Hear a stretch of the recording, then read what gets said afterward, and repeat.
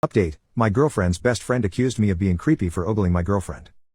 After pizza and chatting about our days and what we've been up to, and after I ogled her for a while, she opened the conversation about the dinner. I played it cool and I was relieved that she was the one to initiate the conversation. She started by apologizing for how her friends treated me. I asked her if there's any truth to what was said and if she felt uncomfortable with me, because that's all I've been thinking of, and because I would never forgive myself if I put her in any situation where she felt violated or unsafe. Her eyes were wide with shock and she assured me that she never felt uncomfortable with me, so I asked her why. Her closest friends would think that to the degree that they turned the subject into a sensual harassment argument. She said that she was appalled by what her best friend has said.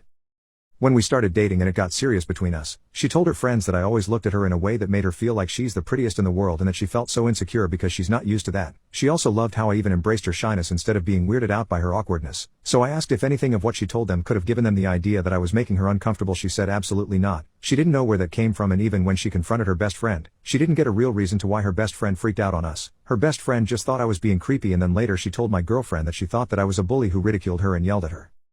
Here's my theory. This best friend is see you next Tuesday. She works hard to be in the spotlight. She used me to start an argument and steal the show, and probably it was because she couldn't take that my girlfriend was the star of the dinner. The dinner was about my girlfriend introducing her boyfriend to the group, and she was prepared to do anything and go any length, including treating me like a predator. I know that I made it worse by making fun of her and her ridiculous accusations, because it made me look like I was making fun of sensual harassment, and made the other friends pissed, but I still don't regret putting her in her place when I told her to shut up. I didn't discuss this with my girlfriend.